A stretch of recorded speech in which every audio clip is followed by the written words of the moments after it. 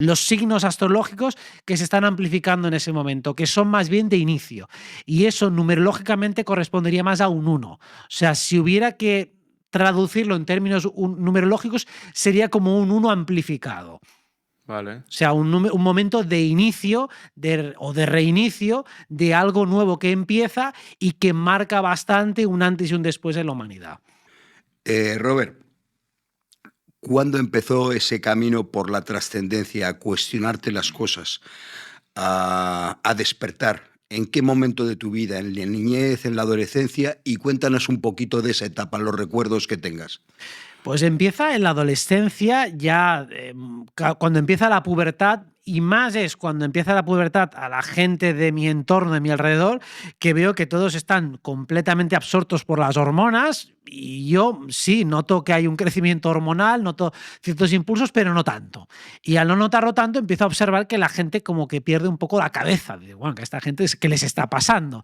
Y empiezo a notar también una muy tímida relación entre lo que pasa dentro y lo que pasa afuera. Primero de una manera muy precaria y muy rudimentaria, pero me iba dando cuenta de que según cómo estaba yo, los eventos que acontecían a mi alrededor eran de una naturaleza o de otra. O sea, si uno estaba enfadado, era más proclive a los accidentes. Si uno estaba sosegado, era más proclive a que su entorno estuviera más tranquilo. E incluso cuando proyectaba una idea en mi mente con mucha determinación, pues iban pasando cosas que iban a favor. Y entonces fui comprendiendo poco a poco, digo, eso tiene que tener algún nombre, eso tiene que tener una explicación. No creo que se me haya ocurrido a mí y ya está, eso tiene que tener alguna explicación. Y fue a partir de ahí que empecé a llegar a todas las técnicas y disciplinas esotéricas, místicas y espirituales y ver que eso ya estaba conceptualizado, estaba explicado y que le habían puesto nombre y se había desarrollado por muchas culturas. Y es ahí cuando empiezo el camino personal. Con 13 años es cuando empiezo de manera más rudimentaria y de manera un poco más formal con 17 años es cuando conozco la astrología, también el tarot, y de ahí ya abro el abanico hacia todo lo demás, hacia la espiritualidad oriental, hacia la occidental, hacia la mística, hacia la ancestral. Voy mirando por todas ellas y el camino pues he ido acumulando y sumando cada vez más. O sea, siempre sigo aprendiendo y añadiendo más herramientas a todo este mundo que desde el mundo académico se llama magufería. Todo esto es pseudociencia, todo esto es basura. Y digo, pues será basura, pero funciona muy bien. Bueno, tú sabes que actualmente vivimos esclavos de ese mantra cientificista y médico y esta gente tratan de imponer una sola verdad y la propia ciencia. La esencia de la ciencia es cuestionarse, es dudar, es cuestionarse, es no dar por hecho las cosas. O sea, ellos mismos se están contradiciendo, ¿no? Exactamente, porque desde el discurso de la comunidad científica, el pensamiento crítico solo se aplica a lo que ellos no dicen. O sea, solo se aplica hacia los demás. Hacia ellos jamás. Entonces sí, claro, está muy bien aplicar un criterio crítico estricto siempre que lo apliques en todas direcciones. Y con ellos hacen la excepción. Todo lo que emana de la comunidad científica emana como dogma. Y cuando ellos reconocen que han fallado en algo, lo hacen con años después, pero mientras eso era dogma, mientras eso era vigente, cuestionarlo era una herejía. Entonces estamos en lo mismo que ellos critican, en un dogmatismo científico, y luego 2 años después dicen, no, pues esto no era así, digo ya. Y los daños y represalias que habéis generado con todo ese dogma. Es tantos daños colaterales que se provocan porque, claro, se convierte en un dogma de fe.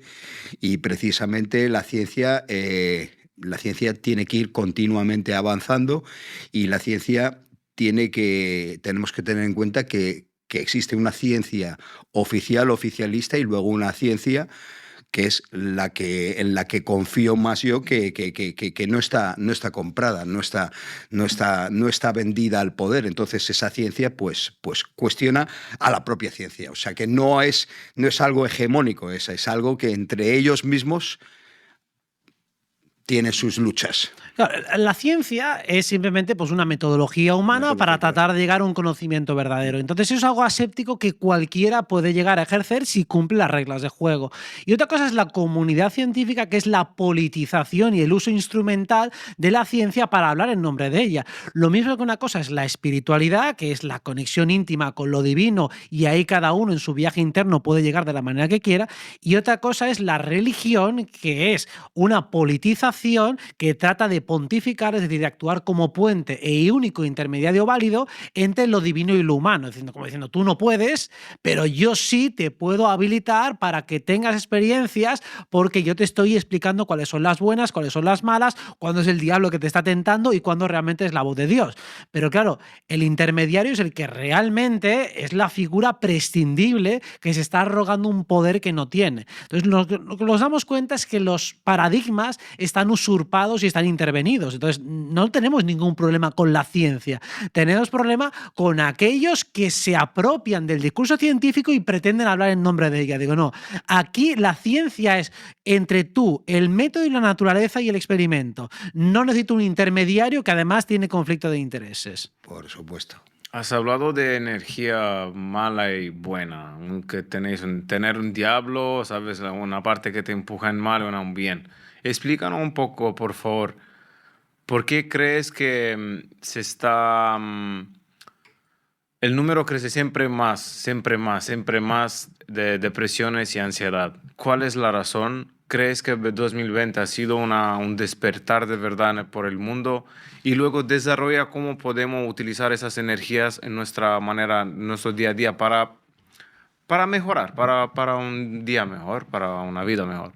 La traducción fisiológica de la energía es el sistema emocional. O sea, todo lo que captamos energéticamente, nuestro sistema lo codifica primero en forma de sensaciones y de emociones. Una emoción, vamos a decirlo, agradable es como una especie de cosquilleo, como si un vapor caliente se moviera por el cuerpo. En cambio, una emoción que decimos desagradable es más como algo espeso y como con una presión por el cuerpo. Entonces, la energía funciona de la misma manera. La energía sutil que captamos a través de los sentidos sutiles funciona de esta manera. ¿Qué ocurre cuando hay un trauma? Como por ejemplo la situación de 2020. Pues que genera en nuestros cuerpos una reacción de tensión. Nuestro instinto de supervivencia se pone al máximo, se crea una coraza de tensión y por lo tanto durante mucho tiempo no conseguimos relajarnos. Mientras no nos relajamos, muchos procesos internos quedan suspendidos. Es como si estás corriendo o haciendo ejercicio, tu cuerpo no puede hacer la digestión de los alimentos. Entonces necesitas parar para empezar a regenerarte. Pues en el sistema psíquico funciona igual. Si tú estás avanzando, luchando y en constantes desafíos, tu energía va a estar en un estado de tensión. Y cuando acabe esa tensión, que es lo que está pasando ahora, entonces todas las heridas de guerra van a empezar a aflorar. O sea, la hostia te la das en caliente y cuando el cuerpo se enfría digo, wow, cómo duele. Te salen todos los golpes, sí, como al boxeador después de un combate. Pues exactamente, mientras la adrenalina va tapando y va anestesiando, tu cuerpo está tenso, está caliente, no hay dolor. Pero cuando se acaba ese calor, esa potencia y esa tensión, el cuerpo se relaja y entonces digo, vale, ahora tienes tiempo, ahora estás relajado, vamos con las heridas. Y entonces sale todo el estrés postraumático. ¿Por qué hay tantas depresiones? Porque ahora está saliendo todo el estrés postraumático al no haber una situación tan violenta, tan colectiva, tan lacerante para tanta gente, esa energía de toda la mochila que tenemos pendiente, ahora es el momento de revisarla. Como la mayoría de la gente no quiere hacerlo, entonces enloquece. Si entras a ello, tienes que pasar por algo similar a una noche oscura del alma, a una depresión, porque quien más, quien menos ha tenido problemas o bien con la ley o ha tenido miedo a lo que estaba pasando o ha tenido miedo a la presión social o ha tenido miedo a lo que sea, pero algo de estrés tiene que haber vivido cualquiera. Pero no crees, Robert, que mucha gente, en los cuales yo me incluyo, esto sirvió para despertar plenamente y empoderarte. Decir, a mí, yo lo he dicho varias veces, yo no hice ni caso. O sea, yo ya lo tenía previsto, primero fue con lo de esto de aviar, o sea, ya lo fueron intentando, lo llevan intentando mucho tiempo. ¿Cómo viviste tú esos momentos? Porque no te quiero contar mi batallita, la he contado. ¿Cómo viviste esos momentos tan oscuros, tan siniestros, donde estas élites satánicas, que luego hablaremos, no la colaron? Pues de una manera muy parecida a la tuya, es decir, pues primero enfadándome, no creyéndome absolutamente nada y tratando de actuar como intermediario y como voz para toda aquella gente que sabía que pensaban lo mismo, pero no se atrevía a decirlo. Digo, pues yo lo digo, no hay problema. Digo, vamos a decir que esto es una farsa, que es imposible que este relato tenga coherencia alguna porque no cuadra en nada. Entonces, si ya solo de alguna manera te intentan vender por una parte que tenemos una tecnología de dioses, pero luego tenemos que encerrar a toda la población mundial por un resfriado. Digo, a ver, hay cosas que no acaban de cuajar una cosa con la otra. Y si vamos entrando y rascando, pues te das cuenta de que eso no podía cuadrar de ninguna manera. Y sí, estoy de acuerdo contigo en que eso ha supuesto un despertar, porque si bien antes ellos actuaban, las élites satánicas, de una manera más tímida, más cautelosa, era mucho más complicado sostener la idea de que había un plan de dominación mundial. Cuando ya hay una acción clara de dominación mundial y esa se implementa hasta esos límites, hasta el punto de que realmente la sociedad está acongojada, por no decir la otra, atrapada en sus casas y además con leyes que les sancionan, que les violentan y que son claramente inconstitucionales, hombre, el relato teórico de que hay unas élites dominantes es fácil de justificar. Y el que no lo ve es que ya está metiendo la cabeza debajo de la tierra. O sea, que Hace el avestruz. claro, está haciendo de avestruz. Entonces, ha servido precisamente para justificar de, mira, eso está pasando, si no lo quieres ver ya es porque tienes un problema de disonancia cognitiva grave, con lo cual, bueno, es respetable, pero desde luego no nos vamos a entender en esta vida, y por lo tanto también, si esas élites están existiendo y son satánicas, vamos a comprender cómo funcionan. Y vemos que se basan en numerología, en simbolismo, Ocultismo. en temas ocultistas, con lo cual te están viniendo a decir que eso es cierto, que las energías funcionan, porque ellos, que son los que utilizan sobre todo el intento de manipular a la sociedad al máximo nivel, tienen que valerse de técnicas invisibles. Entonces, estas están corroborando que funcionan, porque si no, ellos aplicarían, no utilizarían esa numerología, ese simbolismo. Si tienen esas creencias es porque estará fundamentado en algo.